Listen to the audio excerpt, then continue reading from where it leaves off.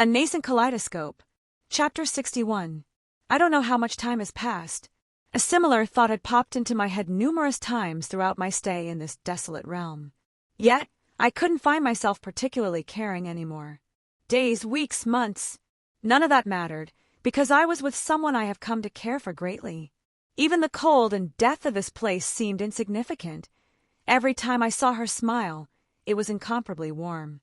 Gradually, the amount of training began to decrease. That is to say, she would beat me up, less if I were being honest. I don't think that had anything to do with us. She would show no mercy when in teacher mode regardless of everything going on. Demands for certain physical exercises ceased, and her desire to engage in sparring had dropped to a bare minimum. To say it didn't give me pause for concern would be a lie. Still, she would stay by my side whenever possible. Even if we had no words to each other, we were content to merely stay within arm's reach.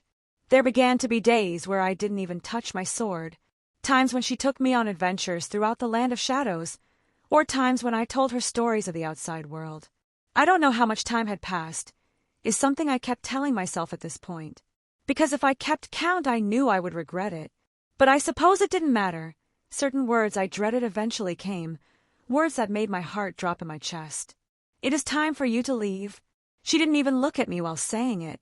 Was it a courtesy for me? I don't know if I would want her to see me when those words reached my ears. I still haven't learned enough. I still can't beat you, She turned around, placing a finger on my lips. Silly boy, do you expect to be trained until you surpass me? She gave me a sad smile. You will never be able to surpass me if you stay here. You exist for the outside, to spread your wings there and live your life. You no longer require my tutelage. You can venture forth on your own path now. I wanted to argue, but the look on her face, she didn't give me any room. Come with me. I grabbed her hand, letting my fingers brush against hers. She looked at me, her eyes.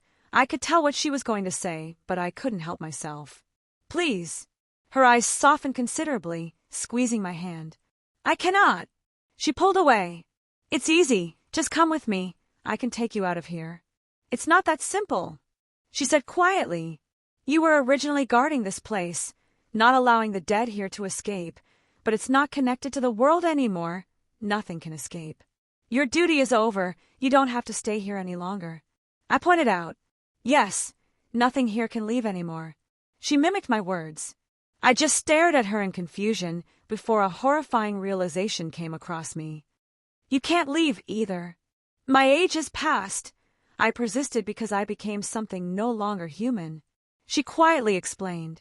You're bound here, not in a metaphorical way. If I were to forcefully take you from this place. Scat-Hack shook her head. It would be the most unpleasant death one could imagine. Bound, it was quite literal. This place sustained her existence, but it also was her prison as much as any of the abominations that still walked its snowy tundra. A death, by being forcibly separated, maybe it would be worse than persisting here through eternity. No. There has to be a way. We can think of something. I quickly tried to reassure her, but she had a resigned look on her face. I don't want to lose you. I couldn't help but have some tears form at the corners of my eyes. You sweet boy. She gently moved her hand up, cupping my cheek, thumb wiping away the liquid. Just because it wasn't for a lifetime, it doesn't mean this time we spent together wasn't wonderful. You need to let go. I no longer belong outside. I don't care. I clenched my teeth. Fuck the world. Fuck that nonsense. I'll think of something. I clenched my fists, and my mind was turning up blank. What if She flicked my forehead, a scowl forced on my face. If you were about to suggest staying here with me, I will become very angry. She shook her head again. A bittersweet smile replaced her previous annoyance. I won't allow you to waste your life searching for something that does not exist. She looked hesitant. She wanted to say something, but the words didn't seem to form. Don't let this old woman drag you down. There's something you're not telling me. I immediately pressed. Such a thing was unlike her, to actually not speak her mind and look so reluctant. Please don't ask. My resolve will shatter. Her words barely a whisper to my ears. Tell me. I pressed again. She turned away. Kill me. What? I couldn't help but have my eyes widen in surprise. Kill me. Her eyes hardened. Take your blade and defeat me. Plunge your sword through my heart. How could I possibly do something like that? I was taken back by her sudden request, my brain practically coming to a halt, unable to properly process her words. I am no longer human. I exist as something that will never die a natural death. My existence turned into curse, she stated. I have killed gods, men, demons, and everything in between. I no longer age. I will no longer die. I have turned into something that is immortal.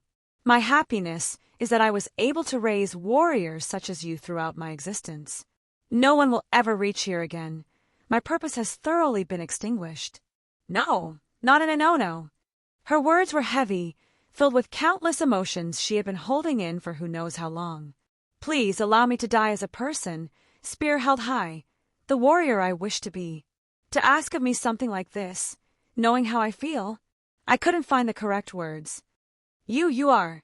I know, I am a cruel woman. There were tears streaking down my face at this point. If it were possible for you to exist outside this realm, would you go with me, content to stay by my side?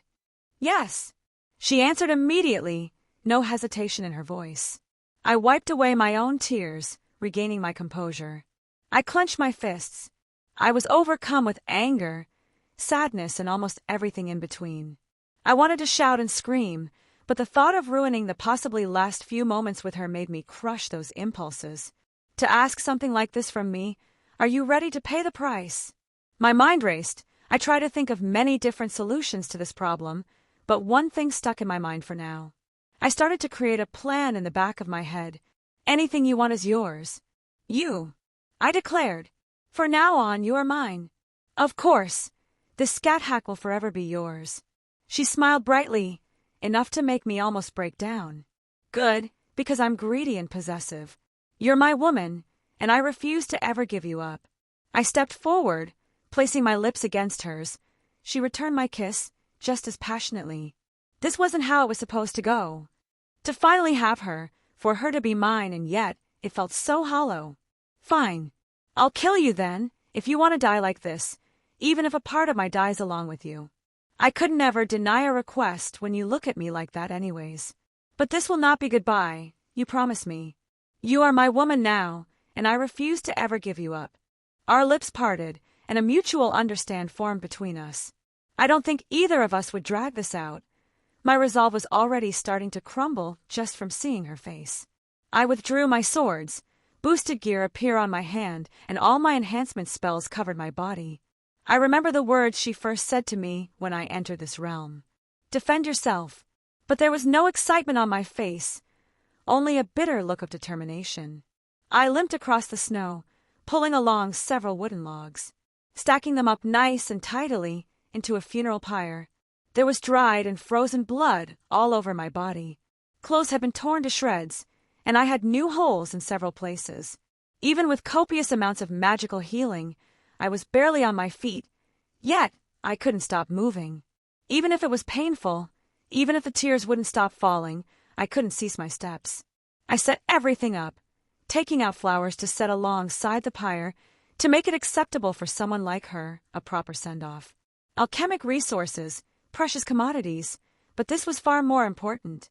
I retrieved her body, eyes closed, a content smile on her face, and I almost dropped to my knees alongside her. In my heart, I knew this was only temporary. I was already devising plans, but I couldn't help it. Gently, I placed my lips on her forehead, giving her one last goodbye. I made sure to tidy up her body, wipe away any bloodstains, not that were many, a small stream that had dripped down her lips, and a small wound right above her heart. One last time for who knows how long, I held her in the arms and carried her to the last leg of her journey involving this wretched place. I would not allow this place to claim her corpse, for it to be defiled by the disgusting things here. Setting everything up, putting her on the pyre and finishing my last touches, I looked over her again. Fuck you. I spat out. I tried to be angry, but I think the tears made me look just pathetic. Fuck you for making me love you, then asking me to do something like this. I wiped my hand across my eyes again. I slowly drew a single rune in the air and flicked it towards the pyre. It ignited without any effort, the flames overtaking the wood in a matter of seconds, and the fire reaching high up into the air. And fuck you for letting me win. We both know I lost that fight. I was going to kick her ass the next time I saw her. I don't care what I have to do. I will bring you back and I'll never allow you to leave me again. I just need to get my hands on a holy grail. Chapter 62. I walked through the half-broken castle one final time. I've spent many days here, not ever fully exploring it, yet I couldn't bring myself to do so even now. Neither of us seemed to care for the structure in our battle, it being an early casualty. I wasn't looting. Some things I had a small urge to grab, but my current emotions eroded any excessive greed I may usually contain. No, I only took one item throughout the entire estate.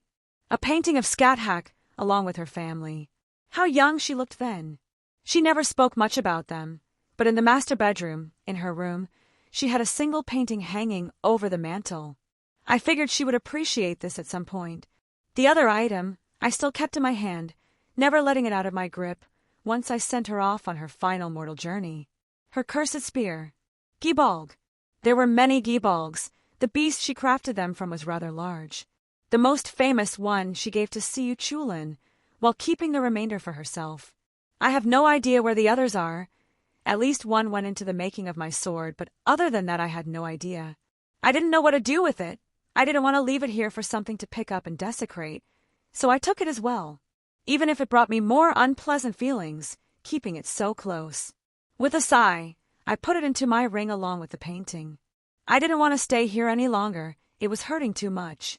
With a thought, I pulled on the kaleidoscope and appeared at the spot from which I entered this realm.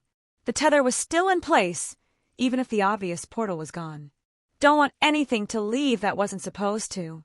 While I doubt anything could survive for any meaningful time outside, something strong enough could still cause issues for a little bit.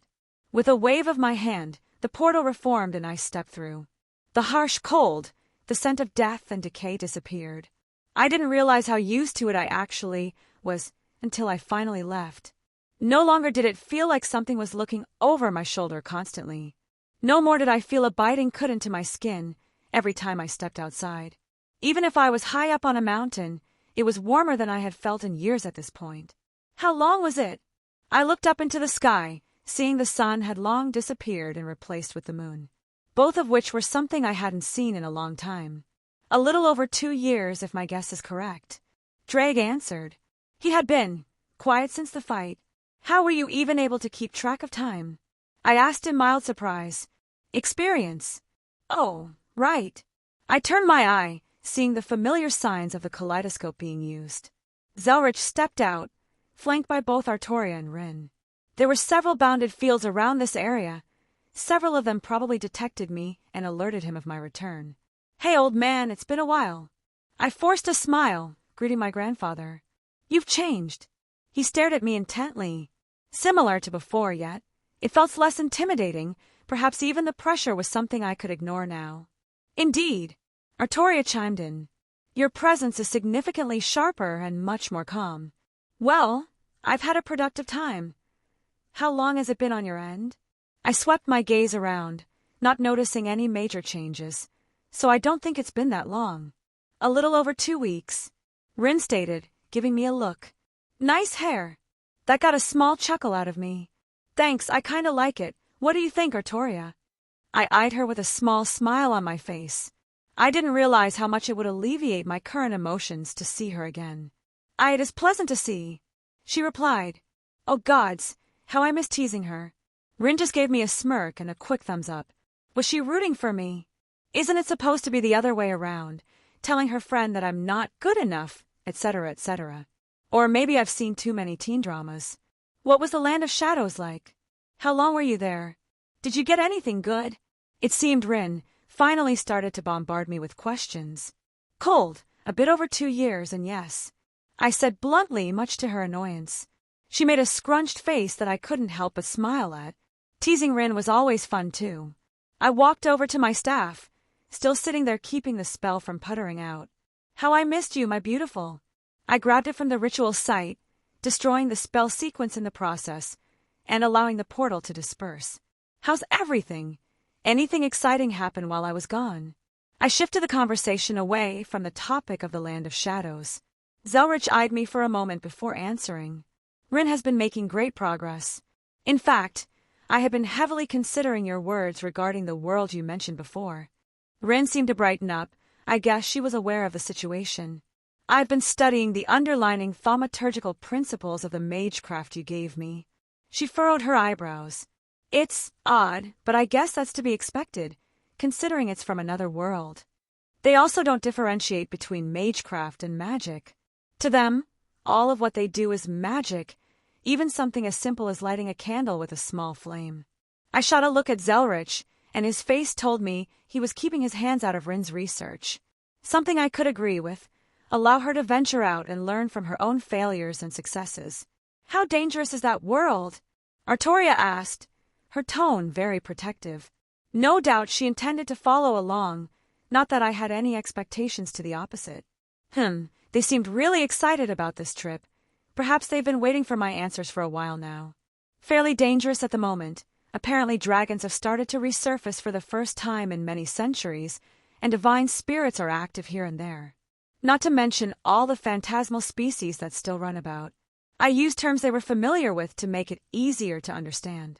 I would also give a more detailed explanation later, but this would suffice for now. I fear we're getting into a topic that may need to be discussed in a more leisurely setting. Zelretch interrupted. Perhaps we should convene at a later date to discuss this more? Fine, I can tell when I'm being shooed away. Rin sighed. I also want to show you what I've been working on when you have some time. Rin directed her words at me. The old man said you would be a better help with my project. Sure, I said happily, turning my gaze towards Artoria. So, She coughed lightly into her hand, stealing her face. Would you like to get coffee with me sometime? Her words sounded extremely rehearsed, and I saw her glance at Rin while she said it. That would be lovely. I couldn't help but genuinely smile for the first time this evening. One way or another, she deserves some answers and explanations. Artoria quickly caught up with Rin, who walked through a portal Zelretch opened, only giving me a quick look before departing again. Well, I hope you don't drag your feet with her. He spoke up after they disappeared. Yeah, I hope I don't do something stupid. I sighed. Zelretch raised his eyebrow at me, a small smile rising on his face. It seems you've grown in a few ways. I was about to respond, until he waved his hand, and we were then in his office. I only rolled my eyes, taking a seat in the familiar chair. Show off. Well, what's the point in being this powerful if I can't show it off? He looked at me smugly. I could tell he was just being flamboyant on purpose. He usually isn't this flippant about his strength, unless he gets pissed off. Now, why don't he tell me what's really going on? What do you mean? I said evenly. Boy, do you think I'm blind? His expression turned serious.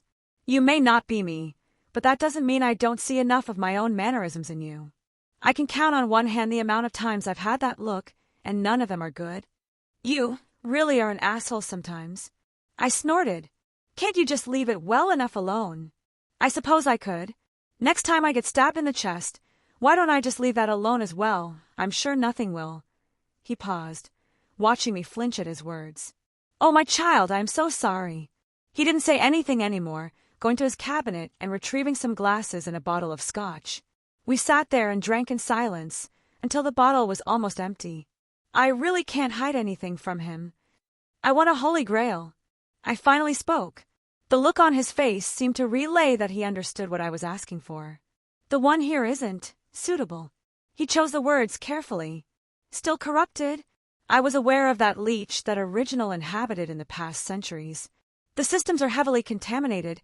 Even if the thing is gone, they were corrupted for so long. I'm trying to see what's salvageable. He shook his head. Frankly, I'll be happy if the summoning function still persists when I'm done. That means no command seals, no wish, and no failsafes. Neither of us would care about the wish, but it was more than that. It was the ability to use the magical energy stored for more malleable intents. The wishcraft that was embedded and powered by an almost unlimited amount of magical energy, it allowed the Grail to do almost anything, even punch a hole straight to the root. There are other worlds, other Grail wars. Indeed, that is an option. But it is unlikely I can just wave my hand and cancel those huge events to present you the Grail. I don't need it handed to me. I resolve myself. I will take it, servants or not. Zelretch raised an eyebrow, a smile formed. Well, if that's the case, I have a few things I can look into. Some places that would be better off without a grail. Really? You're not going to give me another speech about taking things when I shouldn't. I never said you can't take things. He shook his head. I just told you to take responsibility. The debts you owe will continue to accumulate. If you wish to even the scales more actively, so to speak, I won't say anything in opposition. I know. I sighed. I guess. I just wanted the words to be said. He looked thoughtful, tapped his chin for a moment. I do have a lot on my plate right now, and it will take some time to find a suitable world line, unless you want to do that yourself. I couldn't help but scowl at the thought. Your nature makes it substantially easier to do that. It would take me years to find what I'm looking for. You can probably do it in days. That is true. He agreed. Regardless, it seems you can't do anything for the time being. What are your plans? I wanted to stay around for a few more days. Clearing the air with Artoria is probably one of the priorities. See where we go from here. I sighed again, looking up at the ceiling. I'll give Rin any help she needs. Maybe point her on certain paths if she's going to explore Skyrim. Keep myself preoccupied with something. I only took a cursory glance at the Skyrim you mentioned. I've already started prepping her a bit, but I was thinking about having her attend that college you mentioned. Yeah, that's probably the best bet. The Archmage there is a good man. I would trust him with my life. I nodded, a small smile on my face as I recalled my time there. I know you're worried, but I have some people there that can give her some protection. Not to mention I'll also give her a hand. I hesitated for a moment, rubbing my hands together. I can lend her my staff for an emergency. I practically winced at my own words. I hated the thought of parting with my staff again, but at least that's for the future.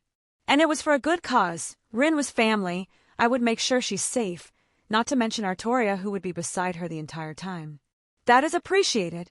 He gave a genuine smile, making me feel better. Though I'm sure Ruby will be not pleased. He let out a small laugh before evening himself. But until then, what do you plan to do? I will probably head back to my birth world for a bit. I frowned, running a hand through my hair. Do you think it's wise? You don't have particularly fond memories of that place. Adding on.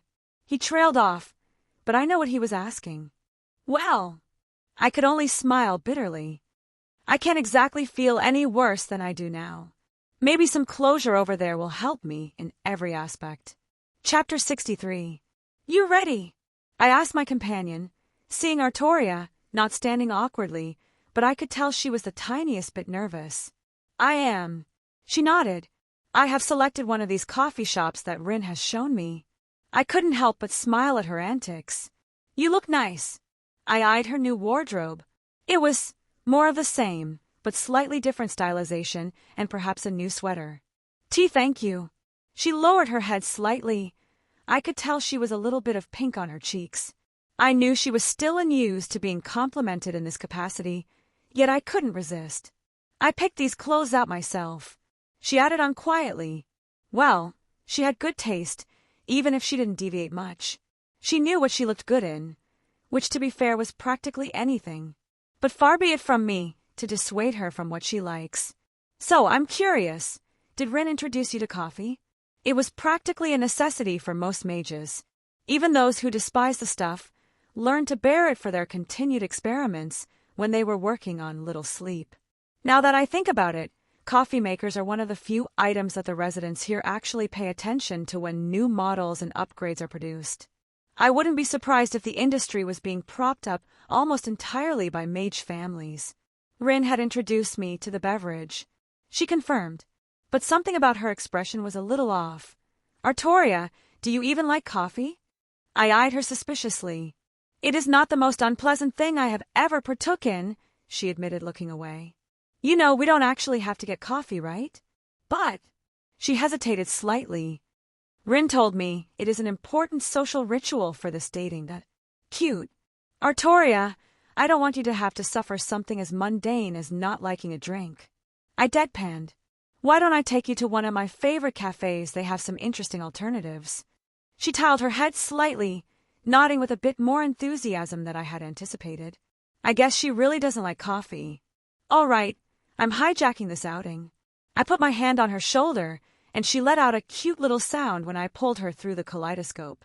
Our surroundings changed, and we appeared in a spot that was no doubt only familiar with myself. Here we are. I gestured. She looked curiously at a little cafe that didn't even have a worded sign on the front. She looked genuinely interested, seemingly a bit more intent on going to inspect the place. We walked inside, and the place was relatively empty, 1 or 2 patrons when the place could easily fit 50 to 60.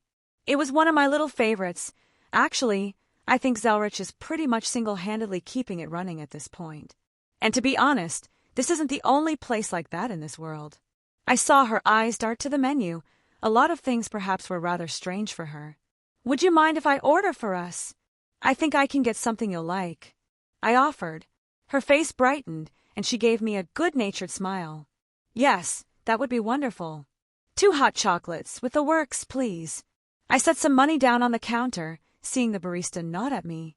We walked over to a secluded booth at the corner, for a little bit of privacy. It didn't take long for someone to follow up with our drinks. Artoria's eyes widened at the monstrosity that was set before us. And I use that term in a very endearing way. Whipped cream, topped with caramel, chocolate shaving bits, and a large marshmallow and a few graham crackers.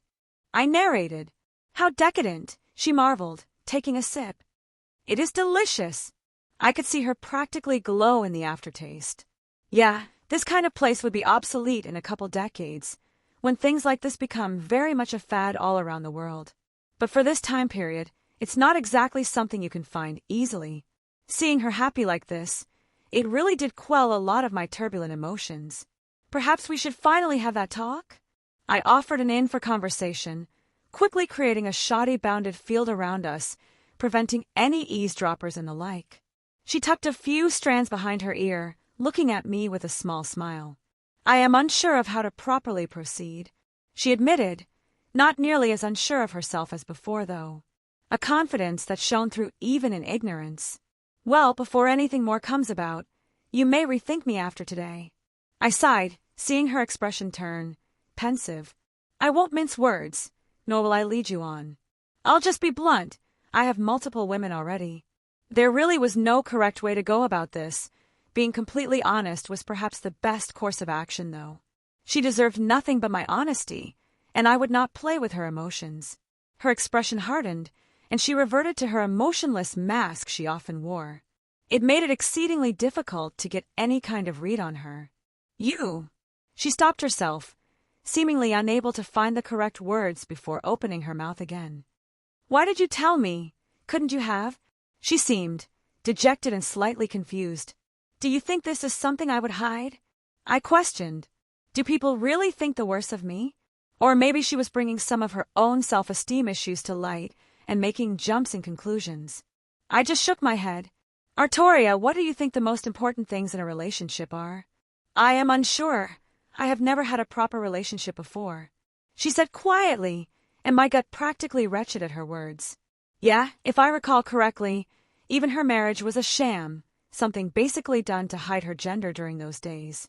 In my opinion, there are 3 facets that determine a relationship, with their importance in order. Trust, communication, and love. I explained. I refused to start any kind of romantic relationship on a lie. If you couldn't trust me, then what was the point if anything more bloomed? What happens if I did not wish to pursue anything more? She hesitantly asked. Then we simply don't have anything more. I shrugged. There is no consequence. I won't get angry. I'm not going to pressure you in any way. I said simply, you have an obligation to find your own happiness. If you don't believe it to be with me, then you are free to find someone else. I would be more than willing to continue with just our friendship. She looked rather contemplative at my words, clearly deep in thought. I have a question. Her words rather even. Do you truly like me? I do. There are several things about you that I find attractive beyond just your physical appearance. My words were completely honest. Was she looking for some reassurance? Oh, her cheeks flushed slightly again. I see. We sat in silence for a few more moments before she spoke again. I admit this isn't something I would have preferred, but it also is not a concept foreign to me. I tilted my head in confusion. Pardon. She looked at me. Did I say something strange? Did you not live in an era where Christianity was predominant and their tenets followed closely? She looked at me for a moment before actually bursting out laughing. I see, you seem to hold some incorrect thoughts about my era. She giggled a few more times before finally settling down. Yes, in public the upper class held to certain standards, but they were by no means priests or nuns. She pursed her lips. Many of my nobles had dozens of mistresses and lovers, even if they only had a single wife. She looked rather wistful for a moment. I often use such things to shield myself away from those unscrupulous individuals who wish to offer up their daughters, sisters, and wives for political gains. Did you just say? Yes. She deadpanned and I held back many questions. You know, I am actually unsurprised. I sighed. Rules for thee, not for me. I waved my hand flippantly. Perhaps I romanticized that time period too much in my head. Your other women. She chose her words carefully. Who are they? Meridia. She is a goddess from Skyrim, the place that the old man was speaking about sending you and Rin to. I explained. Well, technically Skyrim was just a province, but I didn't really want to delve into geography. A goddess. She seemed rather surprised. It's a close enough explanation before you actually read some books from there. Her authority is over life, or rather the energy of life. She holds a vehement dislike for the undead, so I would advise Rin to not practice any necromancy, seeing as how I was going to ask her to make sure no other higher powers poke around. Her eyebrows furrowed. I am a spirit. Different concepts. She hates the things that make a mockery of life. A heroic spirit is more of a holy existence, which there is a little precedent for over there. I waved off her concerns. Truthfully, I think she would like you. They have similar temperaments, and I think Meridia would find Artoria rather refreshing and someone she could confide in. And she is okay with you. She glanced at herself, but I could see what she was implying. She is the one who brought it up. I shrugged. Oh, I would have assumed. She stopped herself abruptly. My devil nature? I laughed lightly. I didn't mean it like that. She looked away briefly. It's not something I take offense in. You're probably right that my nature does have an influence on it. Actually, being a half-devil makes my inhibitions much lower than a normal human. I thought about it for a moment, realizing I need to take a better note of what my devil side actually does to me. But it's not like I even go out looking to pick up girls. I sighed. Even if harems and such are extremely common in my culture. Surprisingly on the opposite end of the spectrum as well. Wait, you mean women with multiple partners? Artoria looked flabbergasted. I guess being in male-dominated societies made such things unheard of. I only nodded at her. Oh my! She turned a bright pink. Well, the Devil Society is male-dominated as well, but strength rules over all else. There are plenty of strong women who have harems, albeit a bit rarer than men, but still not something one would bat an eye at. And who else? She questioned again. Scat-Hack. I said simply. Just bringing up her name still made me experience things I was trying to suppress. I should have expected that. She deadpanned. I can't counter those words. I couldn't help but smile slightly. Yeah, Scat-Hack's reputation was known. Would I be able to meet them? She looked a little unsure of herself. Of course, though it may not be for a bit. Meridia can't leave her realm willy-nilly and Scat-Hack is currently indisposed. I see. You truly are keeping no secrets from me, and I wouldn't be able to find out even if you were, yet you are being so open. Her expression softened slightly, looking at me again. I still don't know what to do. Even before this revelation, I still was conflicted. But I want to give it a chance. Mayhap our paths will part at some point, but I do not want to live with a regret in my heart anymore. Huh, well, what do you know? This brought a genuine smile to my face, even if my heart was still in shambles. Chapter 64. Clearing the air with Artoria had been surprisingly therapeutic. Maybe. I wanted to say it was a nice distraction from my other issues, but that would not be fair to the budding relationship I have with Artoria. I just kept reminding myself that Scat-Hack wasn't gone forever, and she was going to get an ass kicking when I brought her back. But seeing Artoria's bright smile when we would meet, it would easily push away any melancholic thoughts I currently had. I let out a grunt as I finished up my small workout. It was almost ingrained on me at this point to start the day with several hundred swings of my sword. At some point, I pulled out Gibalg and started thrusting it for the reason. I don't know why I continued to torture myself like this, and I had no desire to truly learn the spear. It's just, I think it made me feel more at ease. Perhaps, I just wanted to feel closer to her now that we were so far apart. And I was swinging around Dawnbreaker just moments prior to that. I really am just a helpless idiot sometimes. Now that I think about it, I should really switch between all my swords to make sure I'm completely comfortable to wield any of them in any circumstance. I looked up into the air, and my swords flew back down to me. Whisper, Mirage, Dawnbreaker, Ascalon. I did feel a slight tinge of greed when I beheld them. Was it odd that I felt the need to get more? Perhaps it was my nature as a devil talking. I liked the thoughts of having my own armory, a collection to show off. Thoughts for later. Another random thought. I will surely need to test how the Staff of Magnus interacts with my new magical abilities, primarily my 9 realms and my primordial runes. Lots of stuff to do, and my time seems just as limited as before. It never seems to stop. I walked back to Zelretch's home. Office, workshop thing. What even was the proper way to describe this? I suppose that most mages would refer to it as his workshop, simply because that is the most important facet inside. There you are, Rin exclaimed as soon as I walked inside. Come here, I'm going to show what I've been working on. Artoria flanked her form behind, a familiar sight at this point. She just looked rather amused by the whole thing as we shared a look. All right, lead the way. I offered no resistance as she practically dragged me into her workshop. It just went to show how much she seemingly trusted me this quickly if she was letting me in here. Realistically, I could come and go whenever I wanted. There was nothing she could do to stop me, yet she was willing to let me in here. The gesture, though, was heavily appreciated. Old man, I greeted my grandfather, who was already taking a seat inside. He looked rather interested in what was going on. Any idea what she's been up to? A smile rose on his face. I have absolutely no idea. He looked rather excited at the notion. She hasn't told me any details, and the help she's come to me for hasn't given any clues either. Rin was just ignoring us, setting things here or there, making sure she had everything presented and ready to go. Artoria pulled up a seat and sat right next to me. She seemed rather relaxed in my presence, more so than previously, which I couldn't help but be happy about. Any sneak speaks? I asked her. I have been sworn to secrecy. She gave a small smile. Well, she seems really proud of what she's done so far. I really am curious what's gotten her so excited. All I know is that she's been preparing for some adventuring in other worlds. Zelretch added, That reminds me, I will need to give her some reading material, so she isn't quite so surprised by everything that she sees in Skyrim. I do have several historical texts and various biographies of the races there. Artoria, too. They both needed to know what exactly they were walking into.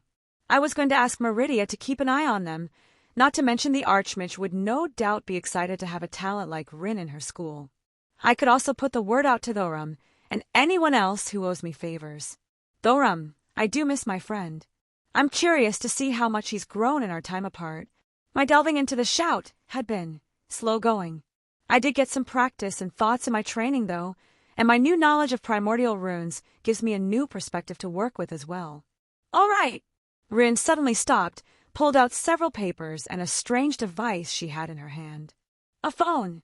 I hazarded a guess at what she was holding, though it looked nothing like what I would picture a modern phone as. It was rather bulky, and a few misshapen protrusions.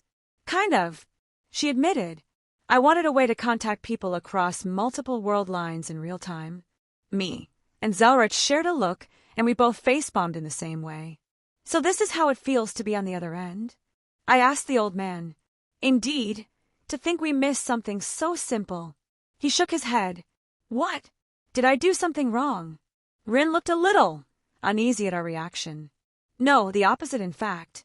I assured her, and Zelretch just nodded along. We just never had the need for a kaleidophone before. There was never a reason to contact other people through such a method. I couldn't help but chuckle. Yeah, with several of us running around all in different places, this seems like an obvious step in hindsight. This will be a wonderful addition to our lives. Zelretch stood up, walking towards her to inspect everything. The means to hold conversations across worlds is non-existent at this point. I'm happy to admit that you took a step we never considered. Seriously, I'll bankroll all your research on this. I wanted to see her designs and notes as well. I have several people I am on good terms with across world lines. Being able to keep in touch will be extraordinary. I could be able to speak with Meridia whenever I wanted, be able to talk with Artoria even when I'm away. Why had I never thought of something like this before? I'm curious how you came up with such a thing. I looked over Zelretch's shoulder as he inspected the device, something we could call a prototype. To call it a device, though, was a bit of a misnomer. There was no technology involved.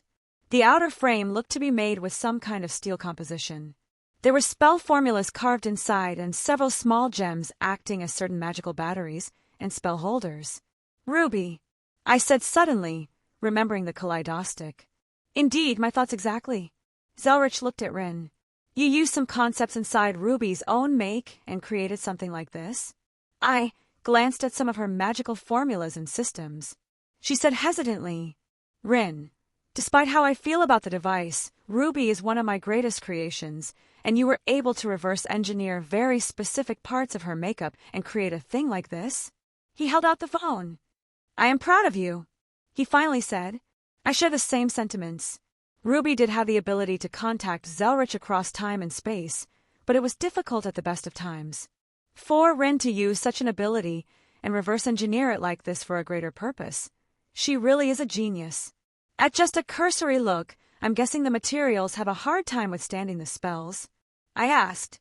Why, yeah, Rin said absent-mindedly, a large grin on her face. I've gone through several frames already. I got some metals you will like better, and they can be found in Skyrim for later. I nodded, probably some orichalcum mixed with some ebony here and there to protect specific parts. But I'll let her handle that. This is her project. I'll only provide materials and such, maybe some suggestions on application here and there. Were you serious about the money? She asked. I just raised an eyebrow, lifting my hand up and allowing the gold coins to literally flow out of my ring onto the floor until a large pile formed. She stared at it, taking a hesitant step forward, dropping to her knees, then face planting right into it and hugging it like it was the most precious thing in the world. Well, then, I just chuckled. I'm sure the old man would have done the same thing. I think I just beat him to the punch. And, well, I have a greater desire in their application than he does. Money, materials, just tell me what you need and I'll provide it, though I may need to actually go out and find some things. I returned to my seat with an amused smile on my face, as Zelretch and Rin were having some wholesome student-teacher time together as he practically picked her up off the pile of coins. I didn't want to disturb them. This was a good chance for them to bond and a great learning experience. I apologized for Rin's. Artoria spoke up, but the words were left unsaid. Rinnis, I offered. A small smile emerged on her face. Indeed. I'm excited. I never even considered something like this before. I can't wait until she can provide several more, then we can still talk and keep in touch, even if we're worlds apart. Truly, she said quietly. Of course. Do you think I won't miss you when we're away? I raised an eyebrow. Well, nope. I cut her off. I am forbidding you from doing that any longer. I poked her shoulder. No more questioning your worth. No more self-deprecating thoughts. I could see how she still somewhat defaults into certain mindsets, quite easily. The familiar sight of her cheeks, turning the faintest pink. And I was surprised at her sudden boldness. Her hand had reached over ever so gently and took mine own into hers. I guess doing something like this was easier than speaking certain words or trying to convey things one feels. She didn't look me in the eyes, opting to continue watching Zelretch and Rin go about their own business, and we didn't speak much more, but this was a moment that I felt entirely at peace. Is this what having a family is like? Chapter 65. Time flew by rather quickly, but not much actually happened in the few days I spent just hanging around the clock tower. Truthfully, I didn't really have the will to do anything worth remembering. I kind of wanted to sit in on some lectures that were open to anyone, but I just couldn't find it in me to go. Maybe I just didn't want to deal with anyone outside of my immediate circle right now. You're moping. I turned to look at Zelretch, who was sorting through some things in the library while I had an open book in front of me. I'm not moping, I replied. Aha! He just hummed idly. I'm not. Sure. Stop it. I know what you're doing. I do that. All right. Fuck off. I finally scowled. Oh, hello, Saber. Zelretch turned his head. I followed his gaze, only to see no one. And you immediately brightened up when you thought she was there. He chuckled. I hate you. Aha. Gods damn it. So what if I'm happy to see her? It proves nothing. I snorted, going back to my book. Because you're moping unless she's nearby. Well, you seem to be happy around Rin too, and I hope you're not thinking about my precious student in that way. Rin is. I chose my words carefully. An objectively beautiful woman, and someone I enjoy being around, but I do not possess the slightest romantic inclinations towards her. I would very much like to not make this ambiguous. He just continued to hum nonchalantly, making my scowl deeper. He knew I didn't feel about Rin that way, just poking at me more. Gods, he can be really infuriating sometimes. When do you plan on leaving? He finally asked. Why, getting tired of me? Just curious. I want to try and get a time frame of when I need to finish up several projects. He said calmly, I did narrow down a few dozen world lines that may serve your purpose as well. Holy Grail. It had been on my mind for a while now, and it looks like he's getting close to finding a good one, so I can just take it without any major issues. I just sighed, setting my book down. All right, I am moping. I admitted. It's just hard to find the energy to anything right now. Well, it's good to admit it. Just keeping it bottled up is never healthy. Zelretch nodded. Why don't you set out? I just blinked for a moment. Just like that? Open a portal and pop back to my birth world. Sure. He shrugged. It's not like you have anything tying you down here. That's not. Let me rephrase. You have nothing demanding your immediate attention. He corrected himself. And you're making assumptions that you can't just pop back over whenever you want. Oh, I really am stupid sometimes. I wanted to face bomb, but I held myself back. This wasn't like back in Skyrim where I was missing some important things, nor like the Land of Shadows where I was stuck for training. I can literally come and go as I please, comma. Zelretch looked at me, a pleased smile on his face. It often requires someone else stating the obvious to us. Clearly knowing my thoughts, I ran a hand through my hair, thinking about my birth world again. I already decided to head back, but it felt like this huge hill to climb, yet it was as simple as snapping my fingers. Fine, I'll check back in within a few days, I guess. I decided, standing up. I would rather not give myself any more time to think excuses to not go at this point. Let's see. Anything in particular I need to grab before I go? I still have a significant amount of rare minerals, gold, jewels, and the like. I doubt my mundane currency will be usable, mostly because it came from another world. Let's not get any governments on my ass because of counterfeit money. I have a nice array of potions available as well. A lot of things for emergencies like foodstuffs. Oh, I need to pick up some of my alcohol. I'm basically out, but I guess I can do that over there. Talismans. I have a large amount, but that's something I could always use more. In fact, why don't I head over to Japan, specifically the Center for Japan's Supernatural Community, Kyoto? No doubt I can pick up some decent materials over there for my purpose. And no one would really give me a second look considering I am Japanese on my mother's side. Perhaps I should go check up on Artoria and Rin, but I think Rin is deep in her research right now and I don't want to disturb them. Meh, I'll check back in a few days anyways, no big deal. All right, I'm convinced, and I seem to have everything I'll need already. Do you by chance have that world simulated yet? Only some small things. Why? Any specific place you want to go? Well, I could probably eyeball it, but some specific location would be appreciated. I didn't want to come back right into Ko again. That would be awkward. Sure, where do you want to go? Kyoto. Nice choice. I've been meaning to take a look at the yokai there. Such an interesting group. He muttered, flipped his hand, allowing a portal to form. Well, guess I'm off then, I said, somewhat surprised at the small bit of excitement I found swelling up in my chest. Without any more lingering thoughts, I jumped through the portal. I felt many things coming back here. My tic almost made me run my hand through my hair again, but I caught myself before doing so. I started my calculations immediately, perhaps some part of me paranoid and still, self-conscious about this whole thing. As ridiculous as it is, I still can't shake the feelings I bury deep down. Logically, I know they don't make much sense, but they still shake me. But I'm much better than I was years ago. They're more of an echo of what they once were, and I am in a much better place, even if my heart is still in tatters over other matters.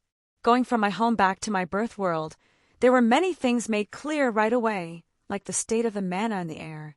Even though it's a modern world, pollution and all that running rampant, the world seemed much more vibrant with magical energy. I guess having so many godly beings with nature authorities does wonder for the planet. What to do now?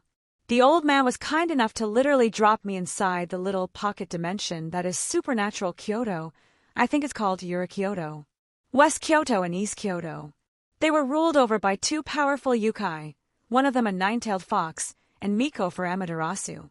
From what I recall, she also watches over the immensely powerful ley lines for the area.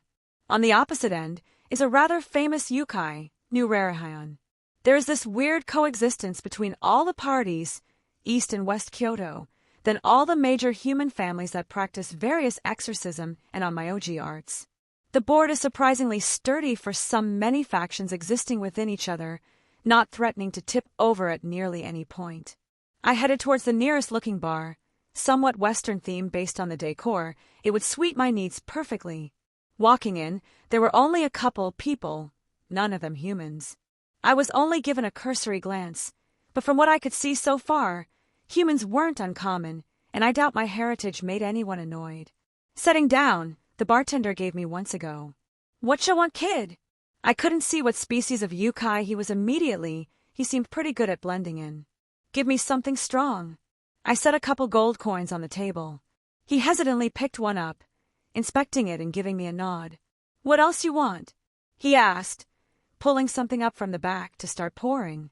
Well, he has good sense, knowing I overpaid for a reason. Been out of country for a while, some information would be nice. I set a few more coins down. He didn't even do a double take before sliding them off the table. Some place to get some money for gold would be appreciated, and maybe some news from the past few weeks. Surprisingly, most magical communities and supernatural species stuck to human currency. Frankly, it just made everything easier of them, for the most part. There were also supernatural authorities who monitored the stock market and such for any magical abuse. Not to mention America, literally, has a whole section of government dedicated to the supernatural with several sacred gear users. The fantastical side of the world surviving to modern day, some really strange things seem to evolve from necessity. Few blocks down, on the right, you can't miss it. They take anything for trade and offer almost any kind of human money if you want. He said bluntly. As for news, he thought for a moment. Odin was making a mess of things around here not too long ago. The Shinto gods were getting a bit displeased. Odin, I thought back to what happened at the Land of Shadows and clenched my fists. I won't be put in that situation again. Oh, the church lost some of their little toys. Been all in a tizzy over that. Heard they started to poke around even here. He snorted, obviously dislike for the Christian institution. Oh, and we got a celebrity back in town. He gave a small laugh. Okita Tsuji was around. He's usually down in house serving his king. I blinked at that last one. Okita Tsuji. One of our heroes, I guess. You know about him, kid? I know about his legend, I suppose. Among other things. Well, he got turned into a devil by the big man himself, Lucifer. Serves as one of his knights, or something. Even with our strained relationship with the devils, it seems like most people still like the former Shinsengumi. Yeah, pretty much what I thought. Well, this is interesting. I'll be sure to keep my eyes peeled then. I doubt this has anything to do with me, is what I would like to say, but it's only been a couple weeks in this world since I've left. Thanks for the info. I gave him a final tip and finished my drink. Thanks, kid. He waved me off, clearly satisfied with his haul. I guess I should go get some money. Perhaps I should buy a house here as well? I wanted somewhere permanent, and that idea of overlaying the place on multiple world lines keeps popping up in the back of my mind.